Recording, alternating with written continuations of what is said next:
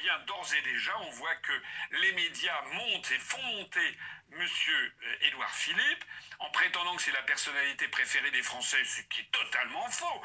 Je suis français comme vous et moi. Enfin, est-ce que vous connaissez autour de vous des gens qui vous disent «Ah, moi j'en pince pour Édouard Philippe»? Non! Tout le monde connaît, d'abord beaucoup de gens ont un peu oublié qui c'était, et quand on leur rappelle, les gens disent mais qu'est-ce que c'est? On dirait, je sais pas, on dirait un panda, etc. C'était le mauvais jeu de mots qu'avait fait Mélenchon à son égard au sujet de ses problèmes de dépigmentation. Enfin, les gens n'ont aucune envie d'avoir Monsieur Édouard Philippe comme président de la République, et pourtant, c'est ce qui commence à être mis en œuvre avec des faux sondages, avec sans doute des financements torrentiels qui vont lui être versés, puisque de toute façon, on sait que le Conseil constitutionnel, si M. Édouard Philippe, ce qu'à Dieu ne plaise, était élu en 2027, on sait que de toute façon, quand bien même pulvériserait-il 10 fois le plafond de dépenses, il serait totalement soutenu par les milliardaires. On sait que le Conseil constitutionnel n'invaliderait pas son élection.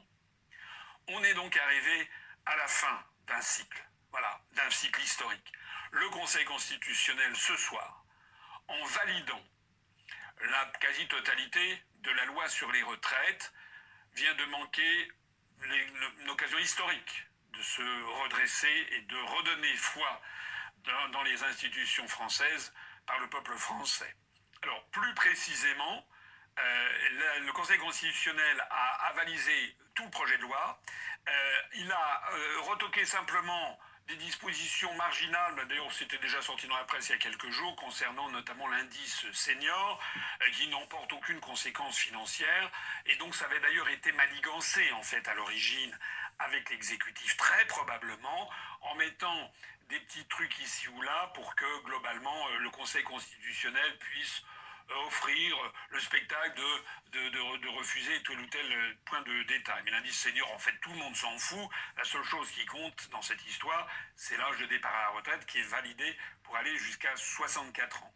J'en profite d'ailleurs au passage pour rappeler que la position que j'ai et celle de l'UPR, c'est que nous sommes contre un âge de départ à la retraite. La seule chose qui devrait compter, c'est le nombre de cotisations, c'est-à-dire 42 ans de cotisation. De telle sorte que si on commence à travailler à 16 ans plus 42, ça fait 58 ans. Des gens commençant à cotiser à 16 ans doivent pouvoir partir à la retraite à taux plein à 58 ans. En revanche, quelqu'un qui a commencé, après de longues études, qui commence sa vie professionnelle à 27 ou 28 ans, mettons, et ça arrive, 28 plus 42, ça fait 70 ans, ces personnes devraient partir à la retraite à 70 ans à taux plein. Ça, ce serait la logique, ça serait conforme à la justice sociale, ça serait conforme au fait que tout le monde doit cotiser la même durée. Tandis que le système actuel, qui mélange la durée minimale de cotisation de 42 ans plus un âge de départ à la retraite, pénalise de façon dramatique les catégories les plus modestes de la population, favorise de façon scandaleuse les catégories les plus aisées de la population. Mais si je reviens aux décisions du Conseil constitutionnel de ce soir, non seulement ils ont validé ce principe, mais en plus de ça, ils ont également rejeté le référendum, la demande de faire un référendum d'initiative partagée que proposait la gauche. Donc c'est presque de la provocation, cette décision du Conseil constitutionnel, compte tenu de l'état d'esprit des Français et de la population. C'est un véritable brasier que le Conseil constitutionnel vient d'enflammer de nouveau. Et enfin, on a appris que Emmanuel Macron a décidé de jeter des tonnes de kérosène supplémentaires sur ce nouveau brasier, puisque après avoir passé la journée à circuler dans l'île de la Cité à Paris, qui avait été complètement vidée de ses habitants, puisque Macron ne peut plus se déplacer en France sans tenir à une distance de plusieurs centaines de mètres, voire de kilomètres, les Français. Voilà, il dirige la France, il s'enferme dans une autocratie comme Ceausescu, mais en plus de ça, il a annoncé il y a quelques instants qu'il allait donc promulguer la loi sous 48 heures, c'est-à-dire la faire publier au journal officiel pour qu'elle entre en vigueur. Voilà.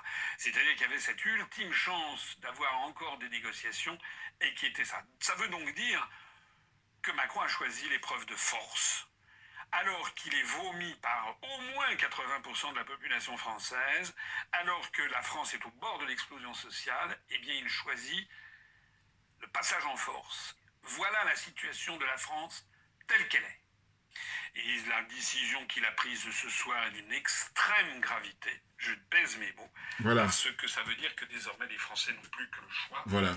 entre soit l'abandon, la fuite, Écoutez bien. l'émigration, et de plus en plus de gens y songent ou en parlent, ou bien la fuite dans la violence, dans l'alcool, ou dans le je m'en foutisme, ou alors la révolution violente. Voilà. Voilà le point où l'on en est. Voilà. Bon, écoutez, bonjour à tous. Aujourd'hui, nous sommes donc le 18 avril 2023. Voilà, déjà. Je me présente, Djoubian, c'est mon surnom sur le net.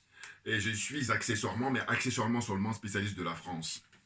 Là, c'est en gilet jaune, hein, alors, parce que gilet jaune depuis toujours. Très clairement.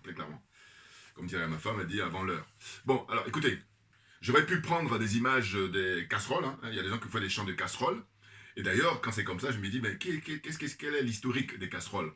Si je me souviens, moi j'ai toujours le souvenir des casseroles, c'était en Amérique latine, notamment en Argentine, très exactement, il y a maintenant 10-15 ans. Hein. Les Argentins, ils étaient par rapport aux mesures prises par le FMI, et puis la classe politique argentine était complètement corrompue, donc voilà, tac, il faudrait du bruit pour essayer de montrer leur mécontentement, les Argentins. Donc pour moi, historiquement, c'est l'Amérique latine. Maintenant, si quelqu'un en sait beaucoup plus, je suis ouvert aux propositions, non, aux suggestions ou aux rectifications, tout ce que vous voulez. Donc le souvenir que j'ai, c'est ça. Alors évidemment, ça a été repris aussi par le frère Ousmane Sonko avec ses partisans au Sénégal. Hein. Bon, donc un peu partout dans le monde, mais au moins, il faudrait vérifier. Ce que je veux dire quand je fais ce parallèle-là, ou cette allusion-là, c'est simplement pour dire qu'il fut un temps où la France était une référence, mais aujourd'hui, au XXIe siècle, mais les dirigeants français ont fait que la France n'est plus une référence. Très clairement. Bah oui, il faut se dire les choses. Donc, ce qui se passe, c'est que je dis, j'aurais pu prendre des images des casseroles, hein, des gens qui tapent des casseroles là, hier, au moment où M. Macron faisait son allocution, ou alors même prendre un extrait de l'allocution de M. Macron, ça ne m'intéresse pas, très clairement. Je préfère prendre M. Asselineau. M. Asselineau a fait sa déclaration, et je crois que c'était le 14, juste après la décision du Conseil constitutionnel, voilà. Le Conseil constitutionnel français, qui est la haute juridiction administrative, qui elle a normalement pour jouer un rôle d'arbitre entre les décisions que peuvent prendre le gouvernement ou les autres institutions. Hein, voilà, c'est la haute juridiction en France, le Conseil constitutionnel. Mais il se trouve que il faut déjà vérifier les membres du Conseil constitutionnel. Le président, c'est Laurent Fabius, ancien, ministre des Finances, qui a été même Premier ministre à l'époque de François Mitterrand. Il y a qui encore? Il y a... et puis je rappelle aussi que lui, il a des problèmes de sang contaminé à l'époque, pour se souvenir. Voilà, chacun... Il y a une espèce de... Comment on appelle ça? Ardoise. Et puis une espèce de... Comment dire ça? Casier judiciaire, d'une certaine façon. Bon, hein, donc lui, il traîne ça. Et puis, qu'est-ce qu'il y a encore? Donc il a été Premier ministre, après il a été ministre des Affaires étrangères. Là, c'était quand, je crois, Hollande était au pouvoir, ou je ne sais plus, voilà, quelque chose comme ça. Hein, et puis, qu'est-ce qu'il y a encore? Bon, alors, il y a Alain Juppé. Alain Juppé, aussi au Conseil constitutionnel. Et puis, alors, Juppé, lui, comme casserole, qu'est-ce qu'il a? Bon, mais c'est la mairie de Paris. Hein. Enfin, bon, à l'époque, il a payé à la place de Chirac. Hein, parce que il y avait les histoires de factures à la mairie de Paris, et puis emploi fictif, et plein de trucs comme ça à la mairie de Paris à l'époque, quand M. Chirac était maire de Paris. Donc, Juppé, souvenez-vous, moi je me souviens en tout cas, il avait pris la poudre à escampette, il est parti au Canada. Il s'est allé se réfugier au Canada pendant quelques temps, le temps de se faire oublier. Bon, tout ça, c'est des arrangements qu'ils font. Et je dis que les Français n'y voient que du feu, très clairement. Comprennent qui veut, comprennent qui peut. Bon. Donc, je connais pas trop les autres membres. Et ceux qui sont aussi membres à vie, c'est les anciens présidents de la République, donc qui sont vivants, naturellement. C'est-à-dire, là, on a Nicolas Sarkozy, d'une part, et on a également François Hollande, d'autre part. Mais il se trouve qu'ils ne veulent pas aller siéger là-bas. Bon, ça ne les intéresse pas. Ils ont le droit. Hein, voilà. Mais bon, ils ont des raisons qui leur sont propres. Mais moi, j'en sais. Mais bon, je ne vais pas le dire là. J'allais chercher. Non, en fait, je crois que c'est des histoires d'ego. Et puis en même temps, ils ont des moyens. Hein, parce que quand tu es au Conseil constitutionnel, alors ça, c'était fait encore de l'argent. Et puis, enfin, comment dire ça plus encore de prestige et puis plus de confort. Voilà, très clairement. Mais s'ils renoncent, c'est parce qu'ils en ont assez. Hein, d'argent, beaucoup de moyens hein, pour vivre.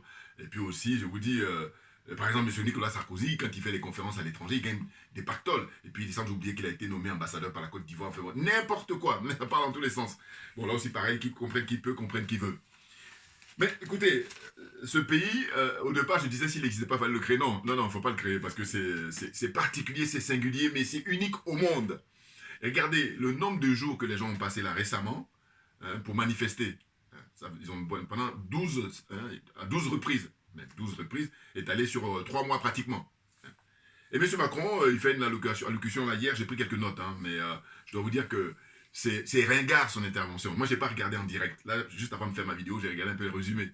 Mais quand je regardais juste le résumé, mais c'est ringard. Quand tu regardes le mec quand il s'exprime, mais tu as l'impression qu'on a 1970, c'est-à-dire à l'époque quand Valéry Giscard d'Estaing était au pouvoir. Je passe même Mitterrand pour dire que lui, il a pris le pouvoir en 1981. L'intervention de M.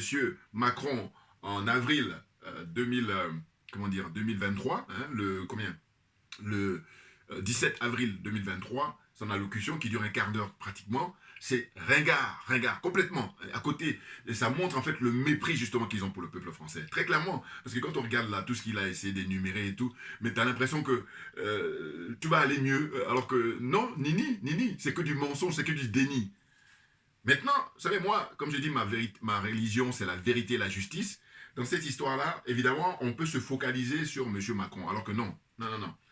Alors, j'espère que je ne suis pas seul, et je crois que je ne suis pas seul, mais on n'est pas nombreux. Moi, la démarche que j'ai, c'est d'accuser pas seulement M. Macron. Et d'ailleurs, je dis que M. Macron, je vais vous surprendre, parce que pour moi, je le considère comme une espèce de, soldat qui est là au service de l'oligarchie, ou le porte-parole, si vous voulez. Mais très souvent, vous savez très bien que le soldat, c'est pas lui qui détient le pouvoir est détenu ailleurs. Donc, le pouvoir est détenu par l'oligarchie. Et comme j'ai dit souvent, et quelqu'un me dise le contraire dans les commentaires aussi, l'oligarchie tient tout le monde ici en France. Quand je dis tout le monde, je parle en tout cas des gens qui ont le pouvoir. Voilà. Ceux qui ont le pouvoir en France, l'oligarchie les tient tous. Pas à 100%, mais l'oligarchie les tient à 95%, je vais pousser jusqu'à 98%, parce qu'il y a quand même 2%. Les 2%, les 98%, vous voyez bien que c'est du lourd, c'est du très lourd. Donc il n'y a pas match, comme dirait l'autre. Il n'y a pas de discussion, il n'y a pas de parallélisme à faire, c'est incomparable, très clairement. Et donc, l'oligarchie tient la classe politique d'abord, elle tient les hommes d'affaires, les autres hommes d'affaires, et puis elle tient aussi les gens du show business. Ils sont tous tenus, les syndicats, tout le monde est tenu, ils sont tenus. Eh bien, j'explique la raison, j'ai dit bon, s'ils n'étaient pas tenus, on n'en serait pas là. Pourquoi? Mais parce que, regardez, les syndicats disent quoi? Ils disent que, suite à la promulgation, la décision rendue par le Conseil constitutionnel le 14, avril dernier, quand elle a rendu sa décision, vers 17h45, quelque chose comme ça, et suite à ça, M. Macron, lui, s'est dépêché à 3h du matin à faire la promulgation, alors qu'il avait 15 jours, je crois, si je ne me trompe pas. Il faut aller regarder, au niveau de la Constitution française, mais je crois qu'il avait un délai de 15 jours. Donc pourquoi cette précipitation? Mais cette précipitation, parce que M. Macron, il a toujours dit dans une interview, je me rappelle toujours, il dit qu'il est arrivé au pouvoir par effraction.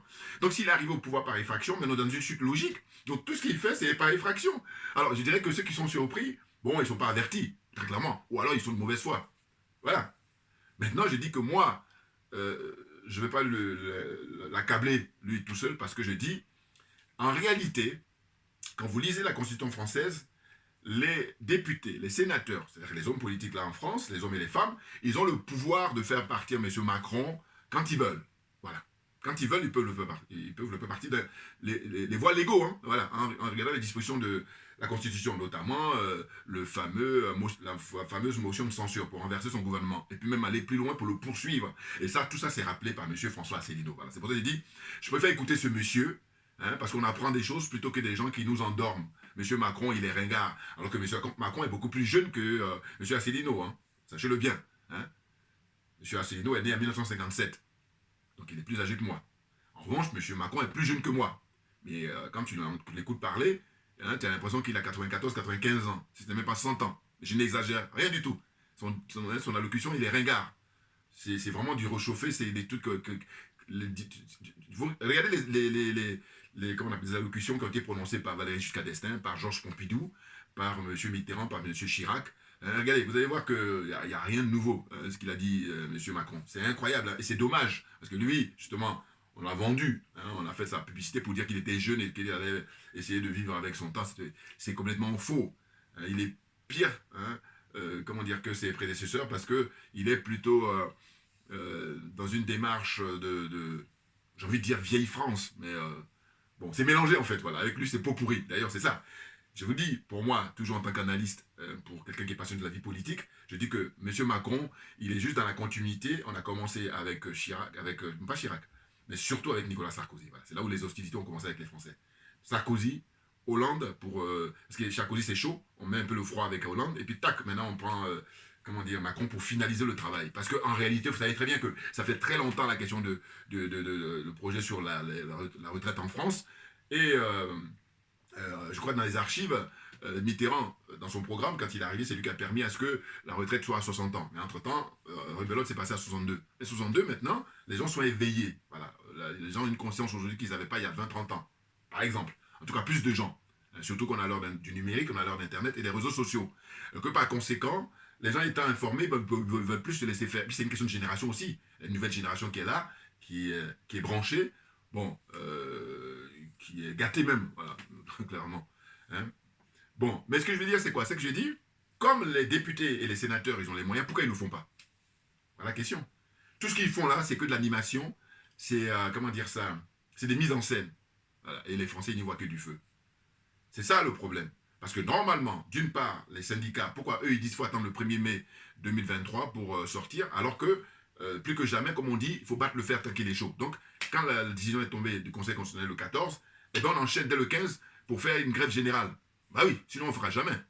Ah oui, parce que moi, quand c'est comme ça, je dis, bon, on va regarder dans le passé pour savoir à quel moment il y a eu grève générale en France. Peut-être au moment de la libération, quand les gens, qui étaient très courageux, très honnêtes, intègres, ils ont manifesté, ils ont perdu de leur sueur, ils ont perdu de leur sang. Tout ça, c'est pour ça qu'il y a des avantages là, aujourd'hui, que progressivement, ils sont en train d'être perdus. Mais on a même envie de dire tant pis pour les générations qui sont là, parce que au lieu de justement se battre pour préserver ça, ils sont tous dans la corruption, une corruption généralisée. Alors je suis désolé.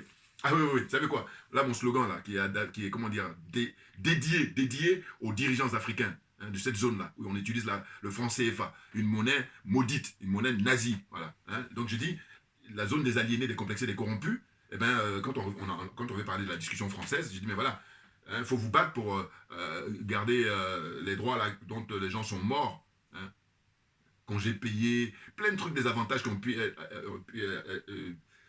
ont pu acquérir hein, après la Seconde Guerre. Vous voyez? Or là, corruption aidant, eh ben, les gens ils sont là, ils font semblant, ils font mine. Voilà. Hein. Franchement. Et donc les perdants, ben, c'est le peuple. Voilà. Parce que les gens qui ont des postes de responsabilité, mais s'ils n'étaient pas corrompus, mais je veux dire, Macron, il peut sauter quand ils veulent. Mais en utilisant, je vous dis, les voies juridiques, notamment à l'Assemblée. Hein. Il faut des motions de censure où on nous dit que oui, il manquait 9 députés. Tout ça est bien calculé, parce que franchement, si on est d'accord pour dire que M. Macron, eh bien, on a plein de choses à lui reprocher, notamment là, le fait qu'il fasse un passage en force, il utilise le 49.3, eh bien, lui, pour le coup, lui, il utilise... voilà. Donc vous, en face, vous faites quoi? Vous êtes là à blaguer les Français, à les flatter, à se cacher. Parce que regardez, ils ont les mesures qui ont été données hier. Il y a des gens qui ont dit quoi? Ils ont dit, bon voilà, il faut sortir avec les casseroles. Sympathique. Mais je ne suis pas sûr que c'est efficace, évidemment. Bon, voilà, on se fait plaisir. Qu'est-ce qu'il y a encore? Il y en a qui ont dit, voilà, il va falloir couper son interrupteur hein, de 20h à 20h30, c'est-à-dire le temps de l'intervention, l'allocution de M. Macron. Bon, là aussi, c'est sympathique, mais bon, moi je dis non. Je dis ce qu'il faudrait, c'est que les parlementaires, ils sont payés pour ça, ils sont bien payés, ils ont un confort. Hein, voilà. Donc, à partir de là, qu'ils prennent leurs responsabilités. Or, là, il n'en est rien. Ils viennent sur les plateaux de télé, sur les studios de radio, ils racontent leur vie, ils font croire, alors que c'est que du semblant. C'est voilà, des mises en scène, je me répète, mais c'est pas autre chose. Voilà.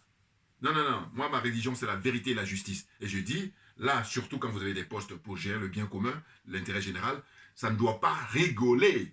Là, moi, je vais vous dire, je vis ici en France, mais par contre, je vais vous dire, moi, j'ai du respect pour la vie publique dans les pays nordiques. Je dis toujours, je cite Norvège, Danemark, Finlande, Suède, hein, Islande, tout ça. Voilà.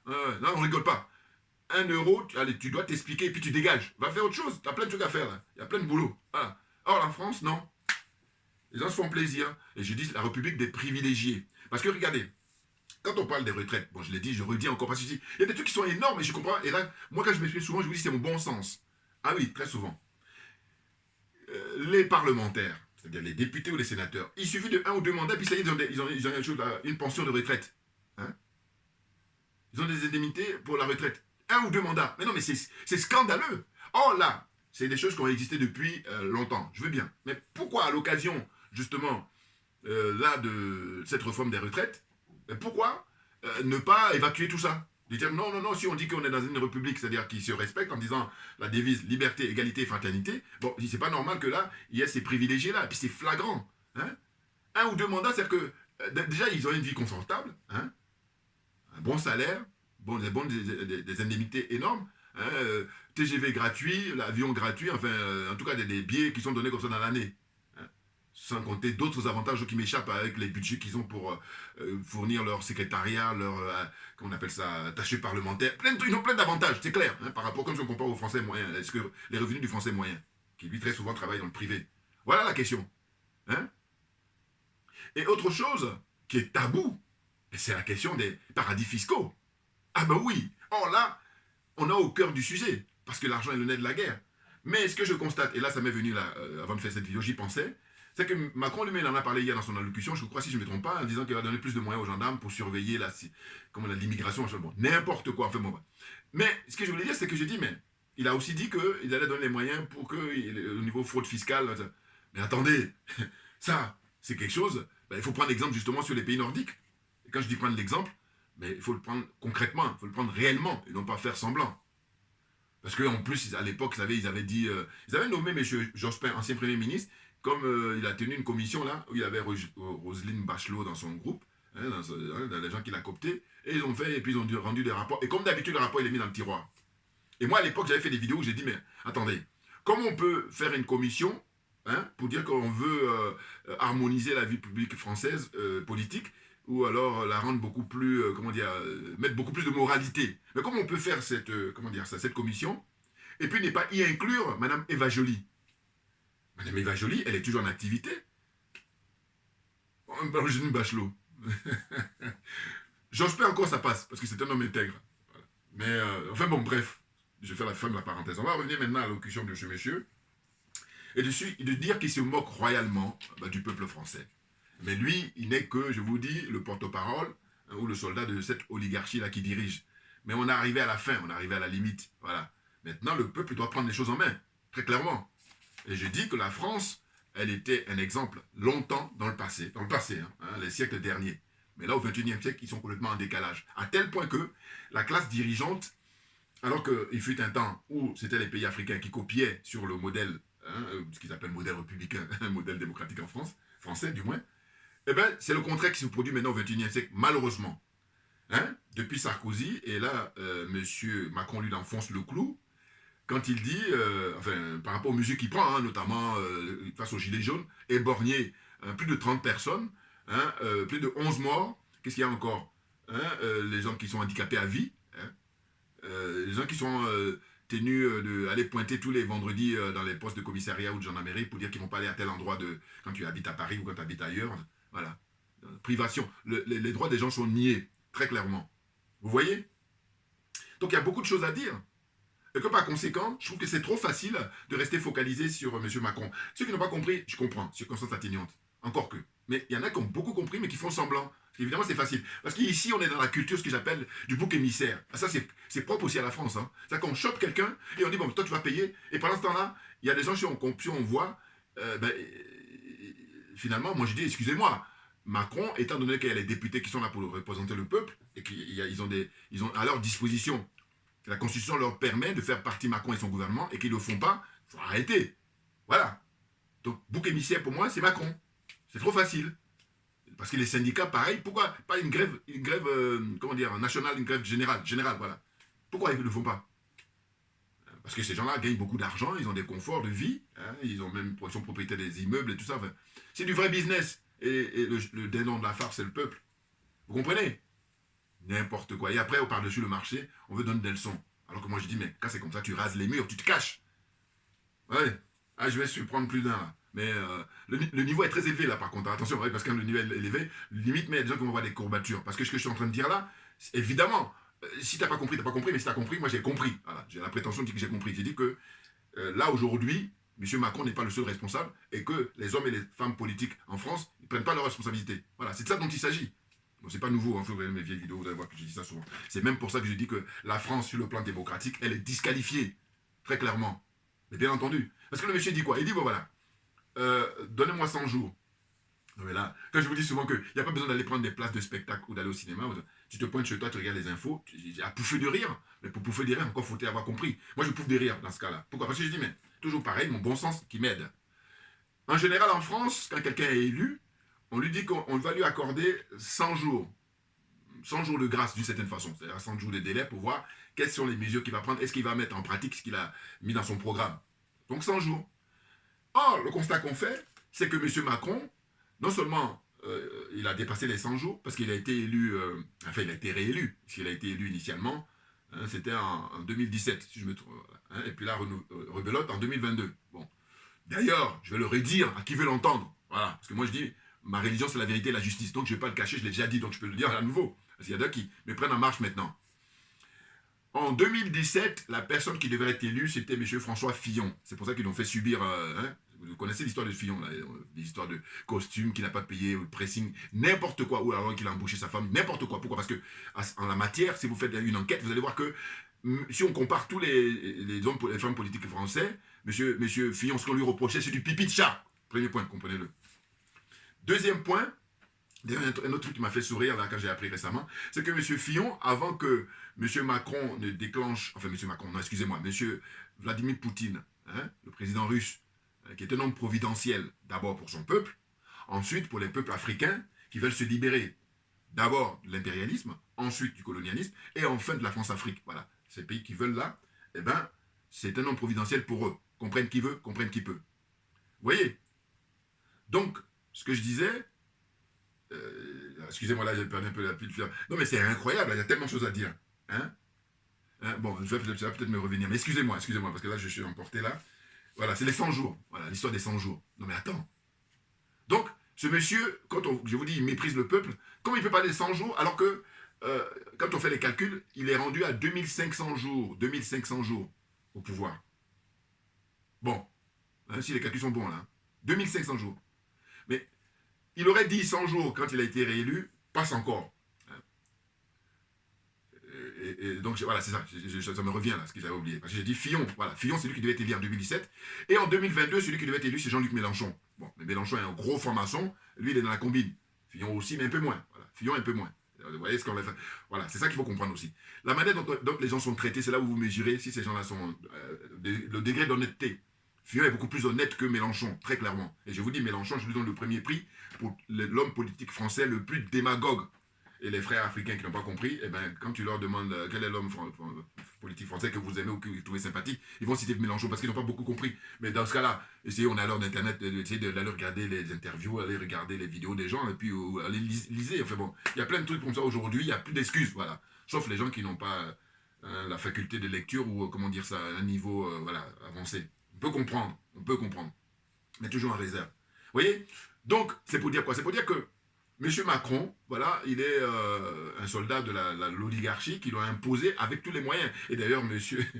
Asselineau, il n'en peut plus. Voilà. M. Asselineau, comme j'ai toujours dit, j'ai dit, écoutez, quand il s'agit de parler de la politique française, c'est-à-dire franco-française, c'est lui que je vois et personne d'autre. C'est-à-dire, je dis, sur les 10-15 dernières années, c'est celui-ci qui avait la démocratie réellement en France, qui serait élu même dès le premier tour. Voilà. C'est le plus sérieux, plus intègre, très clairement. Et regardez le sort qui lui est réservé, il est ostracisé. Hein, il est marginalisé. Il est discrédité. Alors que s'il y a quelqu'un qu'il faut écouter, c'est lui. Regardez là, toutes les vidéos qu'il fait. Et puis d'ailleurs, prenez les programmes des uns et des autres. Voilà, quand ils sont présentés à l'élection présidentielle. C'est-à-dire que l'oligarchie lui a permis de se présenter en 2017. Mais par contre, comme ils ont vu que pendant les échanges, quand il y a eu les confrontations des candidats, surtout sous BFM, mais il a pris Macron, et puis chacun d'eux, il les a chargés un à un. Et là, ils ont dit non, ils ne veulent pas, parce qu'ils ne sont pas maso quand même. Bouya, là encore, c'est bon. Le niveau est très élevé, les gars. Mais oui, non mais attendez. Chacun de nous a une énergie qui lui est propre, il faut le respecter, puis on compose avec, puis on avance. Et non pas être plongé dans une espèce d'ego comme ça qui est mal placé, puis qui perd ton nivellement par le bas, comptez pas sur moi. Voilà, c'est ça. Moi, c'est tout simplement ça. Hein. Le nivellement par le bas, comptez pas sur moi. Moi, je suis plutôt pour qu'on avance et que tout le monde soit gagnant. Et pour que tout le monde soit gagnant, ben, va falloir avoir une approche juste des choses. Hein. Il faut la justice hein, et le droit. Voilà, la vérité d'abord. D'abord la vérité. Ensuite la justice. Voilà, c'est ça que je voulais dire. Donc là pour la suite, monsieur dit ouais, donnez-moi 100 jours. Et puis que le 14 juillet, comme le 14 juillet, il a encore son allocution à faire, traditionnelle, Et là, il dit qu'on pourra faire le point, n'importe quoi. Je pense que là, les gens sont remontés, très clairement, et que là, les semaines qui viennent, ben, ça va être chaud en France. Mais là, la responsabilité n'incombe pas seulement à Macron, hein, parce que je vous ai dit, je répète, parce que je dis, c'est ça qui est surprenant, il y a des gens très qualifiés, et puis là, même malgré les diplômes, malgré toutes les expériences qu'ils ont, ils restent focalisés sur Macron. Alors que non, là, vu l'état actuel de la France, les responsabilités incombent à tous les hommes et les femmes politiques en France. Bien entendu, autrement, rends ton mandat, rends ton écharpe, et puis va faire autre chose. Voilà. Parce que vous, par contre, vous êtes payé pour ça. Un peu comme un médecin, il est payé pour soigner les gens, encore que lui, il n'a même pas une obligation, comment dire, que vous pouvez avoir. Vous savez, en droit, le minimum que j'ai retenu, enfin, que j'ai gardé encore, c'est pour le médecin, hein, il n'a pas une obligation, comment dire, de résultat. Voilà. Alors que certains secteurs comme les mécaniciens, tu as une obligation de résultat. On va lui demander une obligation de moyens. Voilà. Tu as une différence. Bon, là aussi, pareil, c'est pareil, les gens qui sont pointus en droit, ils ont compris. Bon. Donc voilà. Hein? Donc j'ai dit, pareil pour quelqu'un qui est dans un métier privé, bon, voilà, il fait son truc. Mais là que vous avez décidé de prendre des mandats de maire, hein, donc conseiller municipal, hein, maire, donc ça c'est l'exécutif, conseillers généraux, hein, président du conseil général, un président qui est encore départemental, là, hein, les départements, les cantons, tout ce que vous voulez, hein, donc sénateur, député, ministre, et bien tout ça c'est des postes, des mandats publics. Et à partir de là, moi je dis, je suis plutôt dans la philosophie des pays nordiques. Voilà, on ne rigole pas. C'est tout. Parce que c'est de l'argent qui appartient à tout le monde. Donc si vous êtes amené à le gérer, faites pas n'importe quoi. Les gens, ils travaillent comme des dingues, hein, pour ne pas dire comme des esclaves, en fait. Parce que quand on voit très souvent des gens qui ont des boulots pénibles, hein, et combien ils gagnent à la fin du mois ou à la fin de l'année, hein, et pendant ce temps-là, il y a des gens qui font juste dans leur bureau des spéculations. C'est pour ça que j'aime beaucoup là, ce monsieur, même si je le disqualifie pour les relations entre la France et l'Afrique. Voilà, là, je le trouve moins crédible. Voilà, je le trouve crédible quand on parle de la politique franco-française. Mais ce qu'il dit qui est très juste, il dit, mais écoutez, normalement, ce qu'on doit garder, qu'on doit mettre en avant, c'est 42 ans pour tout le monde, point barre. Donc, ça veut dire quoi? Ça veut dire que si tu commences à travailler à l'âge de 18 ans, eh bien, on fait 18 plus 42. Et comme on sait qu'il y a des gens, bon, parce que chacun de nous, on a des parcours différents, il y en a qui ont commencé à travailler à partir de 28 ans ou 30 ans, eh bien, pareil. Mais oui, là, c'est juste. Alors que là, les mesures là qui sont prises, comme il dit, c'est vraiment un fourre-tout pour juste faire profiter plutôt à la classe dirigeante. Hein, l'élite, hein, en tout cas ceux qui ont un niveau de vie déjà, un confort de vie, hein, le travail qu'ils font, c'est pas pénible du tout, hein, être assis dans un bureau puis faire des spéculations sur l'ordinateur, non mais franchement. Alors qu'il y a des gens, hein, qui travaillent très jeunes, 16 ans, même, voilà, 14 ans, 16 ans, un boulot très très pénible, et que ces gens-là, si ils ont fait 42 ans de cotisation, eh bien ils vont à la retraite, ça veut dire qu'ils peuvent prendre leur retraite, hein, le moment venu, hein, 58 ans, 56 ans, 54 ans, suivant l'âge à laquelle tu as commencé, vous comprenez ce que je veux dire, voilà. Donc ça c'est juste, hein. Ça c'est honnête, bien entendu. Autrement là, on est là, on endort tout le monde, on embrouille tout le monde, et qu'est-ce qu'on utilise? On utilise les forces de l'ordre pour maintenir. Et, alors j'allais oublier, il y a une image qui m'a choqué, figurez-vous, c'est que je dis, mais franchement, rappelez-vous, M. Macron est allé en visite aux Pays-Bas. Voilà. Il est allé aux Pays-Bas, et là-bas, il y a des jeunes qui manifestaient, qui sont des Hollandais, qui sont des, voilà, hein, originaires de la Hollande, hein, des Pays-Bas, néerlandais, et bien, ils manifestaient contre sa venue. Et du coup, eh ben, il y a un qui chantait, comment on appelle ça, excusez-moi, il chantait comment ça s'appelle, le refrain des Gilets jaunes, hein, chanson générique des Gilets jaunes, l'hymne des Gilets jaunes, c'est on est là, même si Macron ne veut pas, nous on est là, pour l'honneur des travailleurs et pour un monde meilleur. Voilà, je chante mal, donc je préfère voilà, écourter. Mais le contenu est excellent. Hein. On est là pour l'honneur des travailleurs et pour un monde meilleur. Et c'est nickel, franchement. Et ça, c'est l'hymne des Gilets jaunes. Maintenant, il se trouve qu'il y a un Irlandais, un jeune là, qui, quand Macron est arrivé là-bas, il s'est mis à chanter. Et ils l'ont chopé. Du coup, on se dit quoi? On se dit, mais attendez, on n'a plus le droit de chanter. On en est rendu là. Donc la dictature, elle est caractérisée là. Non. Parce que s'il y a une tentative de vouloir l'agresser, encore, voilà. Et si c'est pas le cas, si c'est juste pour chanter, donc on laisse chanter. Oh là non. Puis il y a des gens aussi, quand Macron est allé s'exprimer dans une assemblée, je sais pas, ils ont déroulé justement, comment on a vu, une banderole, hein, c'était écrit partout, hein, président de, comment on appelle, des matraques, président de l'hypocrisie, et puis des dictateurs, voilà. Ils ne veulent pas des dictateurs, mais c'est ce que ça veut dire. Non mais attendez, ça s'oppose à la démocratie. La démocratie, c'est le peuple qui a la souveraineté, c'est le peuple qui est à l'honneur, c'est le peuple qui est le patron. Oh là, le peuple n'est pas le patron à partir du moment où on impose des choses de manière unilatérale. Hein. des mesures unilatérales. Et d'ailleurs, quand on regarde son allocution, lui-même il fait un mea culpa. Il dit voilà, cette réforme, elle n'est pas acceptée. Mais une fois que tu dis ça, mais la messe est dite, on arrête. Ah oui. Et c'est pour ça que j'ai dit qu'il n'est pas le seul à incriminer. Il faut incriminer tous les hommes et les femmes politiques, et puis les syndicalistes. Tous ces gens-là qui ont le pouvoir en France, ce sont eux, tous. Eux tous. Pas seulement Macron. Voilà, c'est ce que je tiens à dire. Maintenant, les petites notes que j'ai prises très rapidement avant de finir ma vidéo, c'est dire qu'en fait, c'est pour ne pas oublier, en fait, parce que je crois que j'ai dû déjà dire le rôle des députés, des sénateurs, le rôle des syndicalistes, hein, et le rôle des médias. C'est ce que j'avais oublié. Voilà, c'est pour ça que c'est bien de noter. Voilà. Les médias, alors là, eux, punaise. Mais c'est eux qui sont là pour la vaseline.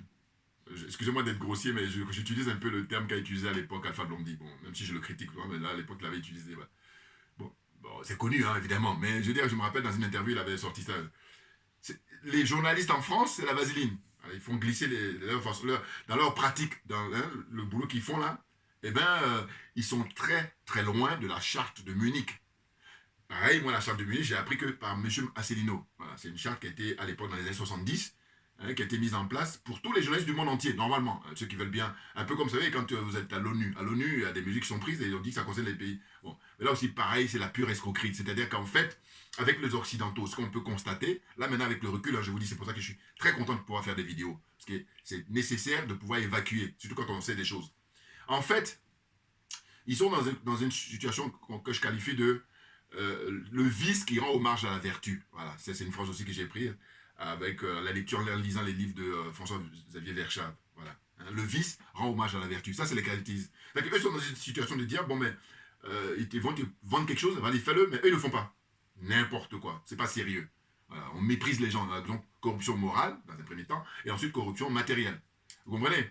Voilà. Donc, en fait, les médias en France, donc quand je dis médias, vous comprenez, hein, les médias, ça tout le monde, c'est presse écrite, hein, radio, télévision, tout ce monde-là, eh bien, ils sont complices. Et bien entendu, à de très rares exceptions. Là aussi, pareil, c'est pas à 100%, mais on est entre 90 et 95%. Voilà, j'essaie d'être un peu gentil là. Voilà. Donc, il va rester 5%. Ça, c'est mon point de vue comme ça, hein, rapide. Je veux dire que je me garde de faire 100%, c'est sûr. Ils n'ont pas 100%. Ils aimeraient bien, mais ils n'ont pas 100%. Et justement, le restant, là, eh ben, ils sont, ostracisés, ils sont discrédités, ils sont marginalisés. C'est volontaire. Et du coup, même aujourd'hui, avant de faire cette vidéo, j'ai pensé à un truc, je dis, en fait, finalement, en France, ce que j'observe, c'est que y a des gens qui sont payés pour mentir. Ils sont bien payés. Et puis il y a des gens qui disent la vérité et ils sont mal payés, malheureusement. Mais dans moi, le combat que je mène, en tout cas dans ma philosophie de vie, hein, et dans mon paradigme, c'est de faire de manière à ce que ça soit le contraire. Et que les gens qui disent la vérité soient bien payés. Parce que ça, c'est au service du bien public, au service de l'intérêt général. Bien entendu, comme j'ai dit par le passé, j'ai fait un TikTok où j'ai dit, le mensonge, il est en CDD, alors que la vérité est en CDI. Le mensonge, il est artificiel, alors que la vérité est naturelle. Comprenne qui veut, comprenne qui peut. Bouya, là on avance. Alors, donc, les quelques notes que j'ai prises, donc j'ai parlé, là, les journalistes français ne sont pas crédibles, parce qu'ils ne respectent pas la charte de Munich. Cette charte-là, c'est pour leur faire un rappel en disant, voilà, en tant que journaliste, voilà ce que tu dois faire, voilà ce que tu ne dois pas faire. Or là, ils sont tous pratiquement corrompus, et du coup, ils ne font que faire le service après-vente de l'oligarchie. Très clairement. Franchement. Hein, donc j'ai noté encore...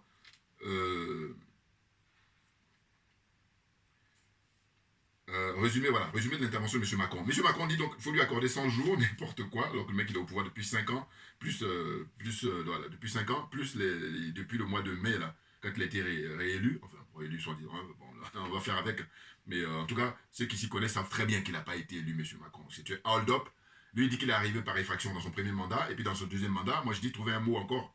Soit on dit qu'il a fait encore une nouvelle infraction, mais là, ça ne tient plus. Une fois que tu fais une infraction, eh ben, tu es déjà dans le truc, là qu'il était déjà au pouvoir. Alors, maintenant, quand il continue, il a fait infraction à nouveau, si on veut, mais j'aimerais bien qu'on trouve un mot encore plus approprié, s'il vous plaît. Ceux qui sont inspirés, envoyez-moi les commentaires. Donc, je dis qu'en principe, en France, 100 jours, c'est pour le président qui vient d'être élu, voilà ce que j'ai dit tout à l'heure, et non pas celui qui est au pouvoir depuis bientôt 1 an. Voilà. Enfin, il est au pouvoir à nouveau, il continue là. Hein, ça va bientôt 1 an, donc ça va faire 6 ans qu'il est au pouvoir, le monsieur. Et il dit, donnez-moi 100 jours. Non, mais si. Attends. D'ailleurs, voilà, un truc que je ne peux pas oublier aussi, c'est qu'on doit dire merci. Les gens doivent dire merci aux gilets jaunes. Bien entendu. Hein? Les gilets jaunes, c'est grâce à eux que M. Macron, dans son premier mandat, il n'a pas pu dérouler son programme. Ah ben oui. Parce que s'il n'y avait pas eu les gilets jaunes, je peux vous dire que Actuellement, là, c'était la cata. Mais ce sont eux qui ont permis à ce qu'ils sortent le chèque avec l'argent des Africains, naturellement. Ça aussi, ça fait mal. Il y en a qui ne veulent pas entendre ça. Mais la vérité, comme dit chez nous, elle rougit les yeux, mais elle ne les casse pas. Voilà. Comprenne qui veut, comprenne qui peut. Bon, on avance, on avance. Personne ne peut rester sourd à cette revendication démocratique. Voilà, ça c'est son allocution, ça. Voilà, quand il se prononce, j'ai pris quelques notes de ce qu'il a dit. Il dit que personne ne peut rester sourd à cette revendication de la vie démocratique. Voilà. Il fait des mea culpa, et lui-même il reconnaît. Il y a des revendications. Mais tu fais quoi? Si tu respectais le peuple, normalement tu dois rendre ta démission. Ah, très clairement. Mais là, il ne peut pas. Non, l'oligarchie, non, il ne peut pas. Vous savez, il faut aller vérifier ce monsieur en apparence, il fait comme s'il est heureux, mais il n'est pas heureux. Lui, libérer Macron. Là, je vais surprendre beaucoup de gens avec cette vidéo. Libérer Macron, parce qu'il est en otage, il est pris en otage par l'oligarchie. Mais là, c'est vrai que y a beaucoup qui vont vouloir sa place. C'est-à-dire qu'avec l'argent, le confort de vie qu'il a et tout. Mais bon, est-ce que c'est ça? Parce que le bonheur, voilà, allez-y savoir. Voilà, oui. Surtout, c'est un pays qu'on nous a vanté l'histoire des philosophes et tout ça. À un moment donné, je vous dis, ça s'est bloqué. Parce que sinon, la richesse intellectuelle de ce pays, tu te dis, mais attendez, ils sont passés où ces gens-là? Parce que normalement, l'intellectuel, c'est d'éclairer le peuple. Oh là non. Ils rentrent dans l'obscurantisme et ils sont complètement bloqués au XXe siècle. Et ils ont du mal. C'est terrible, hein? C'est terrible. Mais bon, qu'est-ce qu'ils voulaient? C'est leur problème. Alors donc, cette réforme est-elle acceptée? À l'évidence, non. Alors là, c'est énorme ce qu'il a dit. Macron dit, ça sort de sa bouche, cette réforme est-elle acceptée? À l'évidence, non. Mais une fois que tu as dit ça, tu rentres ta démission. Enfin bon, il ne va pas le faire parce qu'il ne peut pas rentrer sa démission. Il faut que le peuple l'y contraigne. Voilà, c'est ça. C'est rien d'autre. Parce que normalement, les députés peuvent le faire, mais ils ne veulent pas le faire. Donc c'est le peuple. La balle est dans le camp du peuple. Maintenant, c'est pour ça que je dis que les jours, les semaines qui arrivent, ça va être chaud. Il dit qu'il regrette qu'un consensus ne soit pas trouvé. C'est n'importe quoi. Quel sont les consensus? Les syndicats lui ont envoyé des courriers pour lui demander des audiences. Il a refusé. Et puis là, lui, maintenant, c'est ça qui est très terrible quand même. Là, c'est, quand je dis méprise, l'oligarchie méprise le peuple, c'est ça. Les syndicats, à un moment donné, ils lui ont demandé à audience. Il a dit non, j'ai pas le temps. Maintenant, lui, il dit, en gros, lui, il dit j'ai pas le temps parce que bon, il les considère pas. Et puis, comme il a fait voter, maintenant, il veut faire approuver. C'est ça, en fait, le fonctionnement en France, en fait. C'est-à-dire que ce qu'il veut, c'est que les syndicats valident, voilà. Mais d'une certaine façon, ils le font, parce que le fait que, quand je vous dis le Conseil constitutionnel s'est prononcé, il devrait avoir la déclaration des syndicats de manière unanime en disant grève générale en France. Voilà, c'est tout. Et là, vous allez voir que les choses vont avancer. Mais sinon, là, on est dans une espèce de complicité, de connivence. Voilà, je te tiens par la barbichette, comprenez bien la suite des événements. Donc, ensuite, il dit quoi? Alors, il y a quelques points là qu'il avait énoncés. C'est un nouveau pacte pour la vie au travail. Voilà, il a décidé, il dit qu'il va mettre en place un nouveau pacte pour tourner la page très rapidement des retraites. Alors que la page ne va pas être tournée parce que les gens, ils sont remontés et heureusement. La lutte contre les délinquances, voilà. Oui, j'ai rechauffé. Dites-moi, si vous écoutez les archives, enfin, vous regardez les archives, Chirac, Mitterrand, Sarkozy, est-ce qu'il y a du nouveau là? Il dit qu'il va lutter contre l'engorgement des services, des urgences en hôpital. Mais franchement. Ah là là, mais bon, une feuille de route gouvernementale pour les prochains mois et oh là là. Il a promulgué, voilà, j'ai déjà dit à 3h du matin alors qu'il avait 15 jours pour le faire. Bon, pourquoi il est bon? C'est une suite logique en fait. Ouais. Et voilà, donc en gros, le monsieur il raconte sa vie, blablabla, et puis les gens comme ne sont pas dupes, clairement. Mais je vous dis, cette vidéo que je fais, ce que vous devez retenir, c'est je dis, en fin de compte, monsieur Macron n'est pas le seul responsable. Bien entendu. Voilà. Donc j'ai déjà suffisamment énuméré. Et de dire que bon, mais ça se joue maintenant sur le peuple qui va aller prendre son pouvoir. Ah ben oui.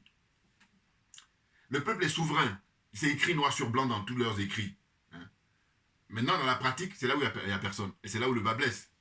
C'est même, je dis souvent, mais écoutez, quand on dit, c'est écrit sur les frontons, là, la préfecture, la mairie, tout ça, tous les édifices, là, liberté, d'accord, mais elle est où? Fraternité, d'accord, mais elle est où? Qu'est-ce qu'il y a encore en dernier? Liberté, égalité, voilà, c'est ça. Liberté. Égalité, voilà, égalité. Non, égalité, c'est même pas. Là, carrément, égalité, en fait, il faut mettre une croix. Voilà, dorénavant. Il faut mettre une croix. Fraternité, bon. Mais en tout cas, dans les trois mots déjà, liberté, c'est discutable. Égalité, c'est même pas la peine. Il faut le supprimer. Définitivement.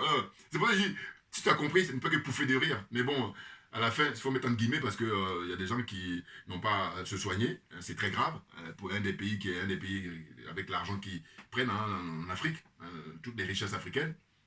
Et pour terminer ma vidéo, je vais terminer parce que sinon après, comme disait là l'ambassadeur de France à l'ONU, il parle bon français alors que corrompu de première classe. Il dit quoi? Il dit tout ce qui est excessif est insignifiant. Bon, c'est pas lui, c'est pas de lui, hein, il a repris, mais bon. Donc je veux dire, je vais essayer de penser à ça et puis m'arrêter là. Pas être très excessif, mais bon, il me fait rigoler parce que pour dire ça, il faut être intègre. Voilà, c'est tout. Alors que c'est pas le cas. Les Maliens, ils ont suffisamment de dossiers, accepté de qu'ils mettent ça à l'ordre du jour dans une réunion extraordinaire. C'est là où on voit, la vérité va triompher. Bon, comme dit le grand Cheikh Anta Diop, à connaissance égale, la vérité triomphe. J'adore, j'adore. Bon, donc pour terminer, c'est quoi? Ben, c'est de dire que faut retenir que Macron n'est pas le seul responsable. Voilà, l'état actuel de la France, hein, avec les gaz lacrymogènes, avec des manifestations, à ne pas en finir. Dites-moi, hormis la France, quel est le pays au monde, en tout cas je parle de ceux qui ont la même expérience démocratique et la même expérience dans le développement économique. Voilà, hein, donc tous les pays européens, prenez, et puis ensuite les pays de l'Occident, c'est-à-dire les États-Unis, le Japon, hein, qu'est-ce qu'il y a encore, hein, différents continents, qui ont le même niveau de vie que la France. Est-ce que vous en connaissez? Voilà. Or, c'est beaucoup, beaucoup d'argent. Mais où est-ce qu'il se tire? Il tire cet argent-là, qui est tabou en France, alors qu'il y a des économistes et des gens très calés, mais qui ne le disent pas parce que c'est tabou. Et bien moi, je le dis. Et je l'ai déjà dit, je le redire. En fait, le système du franc CFA rapporte à la France 500 milliards de dollars chaque année. C'est du lourd, c'est du très lourd, ça dépasse l'entendement. C'est pour ça que beaucoup de gens ont du mal avec. Et oui, donc ça fait à peu près, je crois, on nous dit 440 milliards d'euros. Voilà. Comprenne qui peut, comprenne qui veut. On lâche rien, les gilets jaunes, voilà. Il y avait juste à venir les rejoindre en 2018, et puis Macron ne serait plus au pouvoir, mais ce n'est pas le cas. On est dans la connivence, la corruption généralisée, c'est pour ça que ça traîne. Merci à vous tous pour votre attention, et puis à très bientôt. Merci bien.